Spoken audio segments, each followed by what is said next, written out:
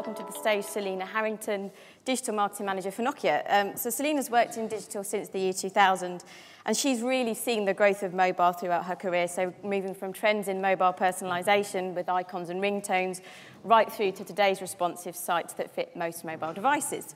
So Selena joins us to talk about the importance of mobile marketing within the marketing mix and how brands are using social network technology to reach today's youth market. So please welcome to the stage, Selena. Thanks.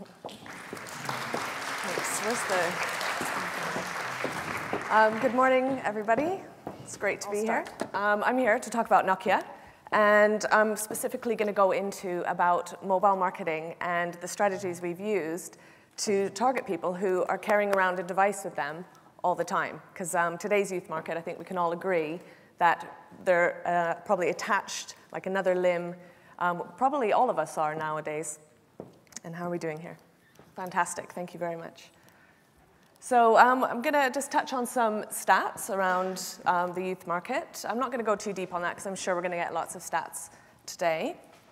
And then just talk about how the mobile handset is that unique vehicle for advertising. I've got lots of examples, and I really encourage you to think about how you can apply those to your brands and think about how you can target them to young people who are on the handsets and what sites they're looking at. And so I'll go into the Nokia case studies.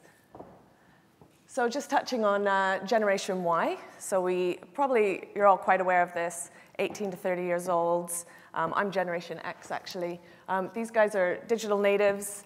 You know, they've grown up with the technology. They're used to convergence. They're used to starting a conversation on their phone, ending it on their laptop, that type of thing. They want access to the information, how they want it, when they want it. And they're going to be the biggest consumer group in 2015.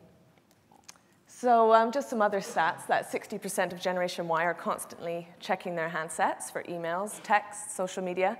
A lot of us are doing that. I think there's a lot of conflicts in people's relationships when each partner is always on their phone that we've seen these days. 70% of Generation Y say that apps are really important to them. And again, I think that kind of goes without saying. 22 million people accessing Facebook via their handset in the UK each month. And then 2 out of 5 of Generation Ys would feel that something was lacking if they weren't able to access their phone. I'd actually imagine that could be even slightly higher. I took a quick look at tablets, just more and more tablets going into people's households, and we've got the younger children. So this is about under 12s. Who are playing games, downloading games, and we've heard the stories where people are racking up really big bills unwittingly. And then they're also using it for education and entertainment. So this is a generation coming up, hot on the heels of Generation Y, who are going to be even more used to this digital technology, convergence. So that's just something to kind of think about. So Generation Y, we've got this study here where 66% of them are feeling that they're getting too much advertising to them and they're opting out. Now, they may not be physically opting out, ticking that box, but they are actually just blanking it out. They're ignoring it. So it's just something to, again, think about that your message is targeted to them in the right way so that it does cut through. And to be authentic, going back to what Alistair was saying, it's really important. So it's not all lost, though. 73% of people doing online searches are then actually following that up with an action, whether it's posting something to social, going out making a purchase, talking about it with their friends. They're actually following it up. I mean, that's obviously, with search, is a very directive thing. You're typing in, you want to find that information. So it feels very logical that you're then going to follow up and do something. So it's making sure that, that you're in that subset that they're searching for, that you're then showing up in those listings. So, without further ado, that's the stats bit done. So let's take a look at why mobile's unique. Mobile's unique for Nokia and other manufacturers because we get to advertise on each other's handsets. So I get to push an ad through to an Android, a BlackBerry, and an iPhone, and I get to disrupt those handsets and try and shout the message, please buy the Nokia Lumia. I can also target our older handsets, that's the Nokia N8 there, with our message. So you can be clever with this. Oh, sorry, I'll just say, because if you think about it, Shreddies, you wouldn't have like Crunchy Nut advertising on the box. You know, that wouldn't be something that you'd be seeing. Or Walker's Crisp with McCoy's ad. Or Heineken with a Corona advert. This isn't something that those manufacturers would want to see on their products. So we're quite lucky with mobile that we get to do that. So what we've done is we made actual manufacturer-specific ads. We took a look at what are the things people are complaining about on iPhone? What are they complaining about on Android? And so we drew on those KSPs, sorry, I should say those weaknesses. So we made ads like, fed up with your cracked screen. And we targeted those at people on iPhone. Or to people on Android who really like their apps. We told them that we do have a lot of apps on our handset as well. Maybe wireless technology, we focused that one at higher end handsets, so people who are always kind of upgrading to the latest handsets. So you can really think about what sort of messages you can push to people on different handsets if you know what handsets your brand is using. And I'll come on to that. We then took it a step further and said, okay, after they've clicked that ad, what are they going to see? So let's make a specific landing page for each handset. So BlackBerry, you see, they're really into their Office and their email. So let's put our message that we've got Microsoft Office on our handsets built in at the very top above the fold on the mobile. And let's push that message through. And you can customize each landing page for each device. And then you can do test and learn and rotate the different messages and see which one resonates. When people click through, what do they then click through to? So if you think about that for your brand, let's say it was like supermarket online shopping. Say it was a Waitrose. What handset are most people accessing your online shopping with? Or what handset do your customers use the most? Is it iPhone? Then, if it is, then make sure you concentrate your advertising to those people. If you have certain offers or certain messages that you want to get to your customers, then if you need to go acquisition, what could be the next handset that is similar to iPhone that you can then go and try and get new customers and pull them in? So it's looking at your demographics and really targeting your mobile spend to those handsets. And you don't have to waste it on the lower end handsets if those ones aren't interacting with your brand. So just really to sum that up is just to target your message and try and tailor your ads and your landing destinations. So then I was kind of asking myself, so then where are your consumers? And you've probably and hopefully heard of geofencing, where you can ring fence a certain area, usually within a retail district. And when people enter that area and access the Wi-Fi, you can push your message through to them, or potentially push through an SMS. Sometimes you can even get emailed. So when you come into that area, you can send them your offers, especially if it is like in a shopping center. So we did that where we were pushing people through, saying that our latest phone is now available at O2 and Phones for You, and then pushing them through to a store locator. And we actually did get some really good traction on that. So it's about thinking where those offers are, certain timely ones that you can push through on a certain day as well. And then thinking about in-store. So people are in-store, and that doesn't feel very mobile, but everyone's putting these QR codes now in their shops. And really, everyone's going up, and young people especially are going up and scanning that. Young people are going into stores these days and using it for showrooming. They're just in there to try the product. They're to interact with it.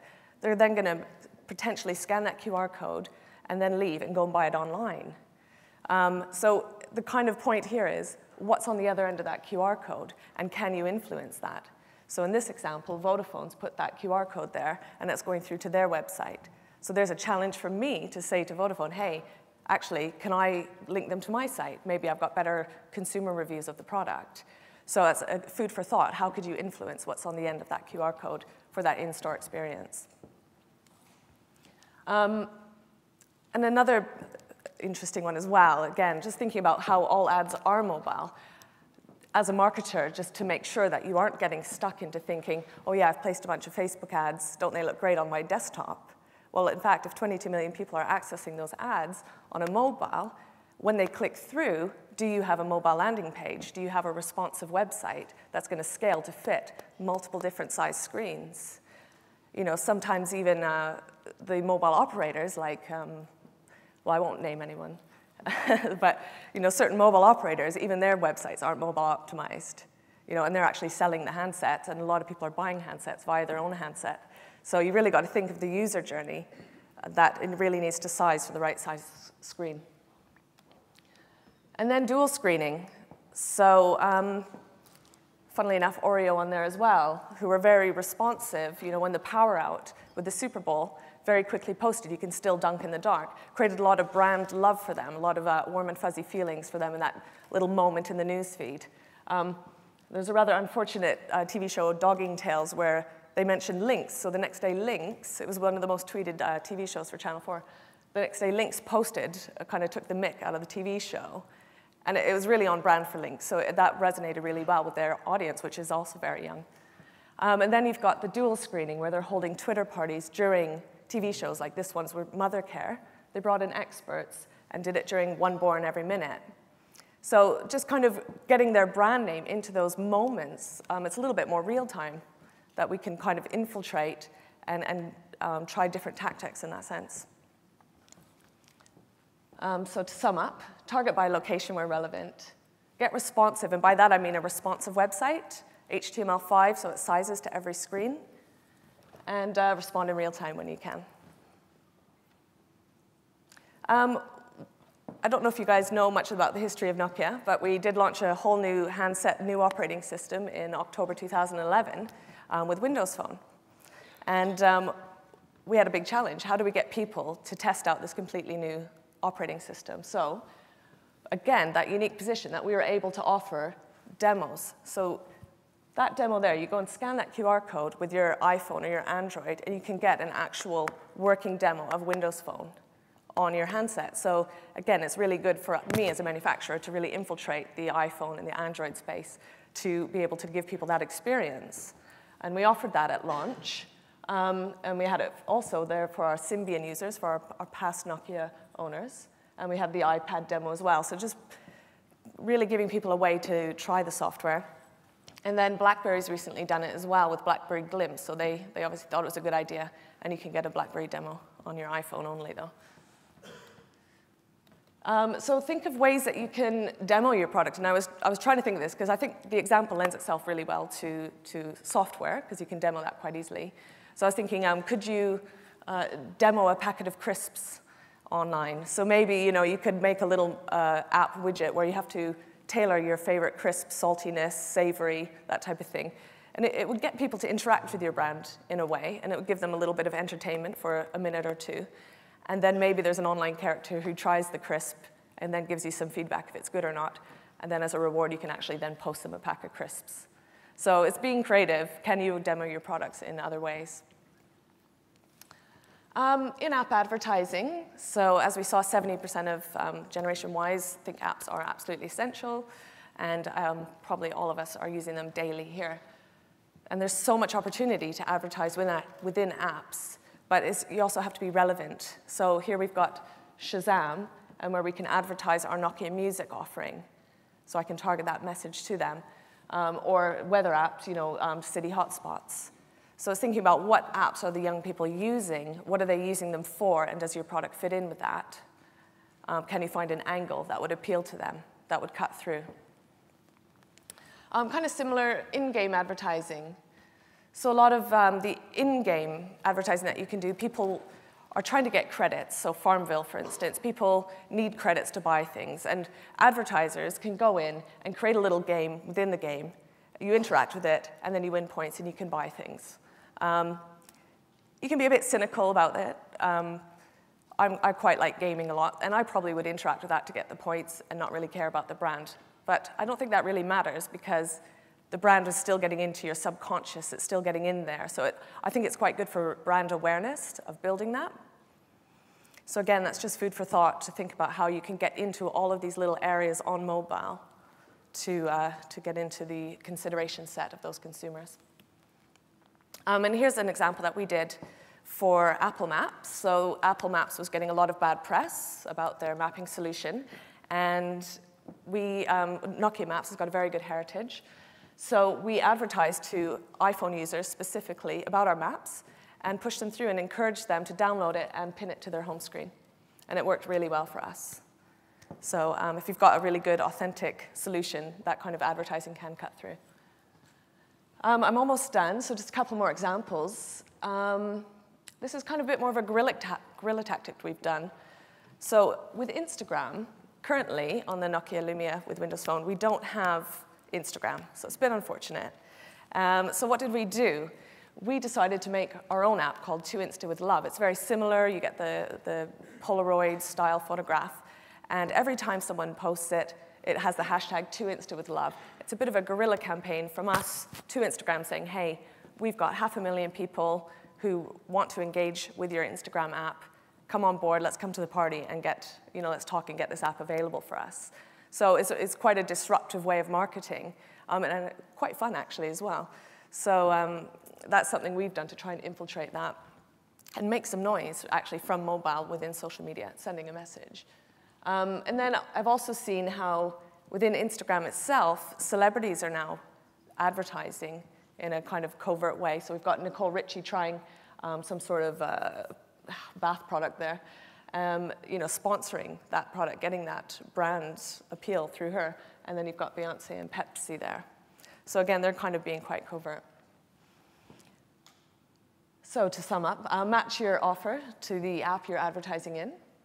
In-game ads can aid awareness, and go guerrilla where you can. So just the whole presentation summed up. There's quite a lot of tactics in there and lots to think about. But make sure you personalize your message, your landing page, and if you can, personalize to where they are location-wise. You have to get very granular, very detailed, but that's how it's going to pay off. Make your mobile or make your content accessible. So just thinking about the entire user journey, thinking about, do you have the proper landing destination? Will they be able to view your website on all of the different handsets? And then go guerrilla where you can. Think about the dual screening, think about in-game, and think about in-app advertising. And that's it. Thank you. I'll ask you the burning question to start then. This is probably quite an awkward one for you to answer, but what's the future of mobile? So above what you've talked to us about this morning. Mobile it's just going to be amazing. I mean, the future of it, the form factor, first of all. You might have seen those Google goggle glasses. Google Glass, yeah. I mean, that's just one prototype of how a phone could be incorporated. So you don't have to carry this anymore. It's going to be incorporated in that kind of interface. I don't know if you've seen the watches or the phone watches that fold around. So it's a watch, but then it rings and you can take it off and answer, that type of thing as well. So that's form factor.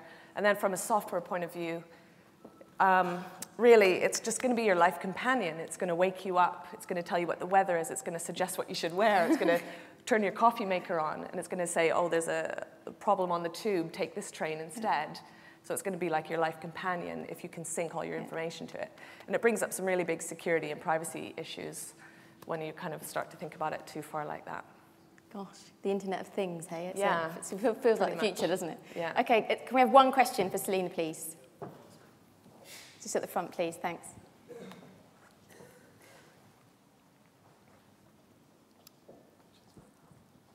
My question basically is, why does Nokia choose to remain with the Windows Phone operating system when most of the market seems to be going the Android direction? Okay, I don't think that's related to the topic, but because we love Windows Phone. It's awesome. That's really the long and short of it. I'm totally happy to show everybody at the break, but it's a really fantastic, fast operating system that we've decided to partner with, and that's our strategy, and that's what we're going with. It's really fantastic, so I recommend you come and have a go on it, really. But I can't really answer more than that. That's one to grill her on in the breaks, and you can have a look at the phone. So again, thank you. Okay. It's a copy.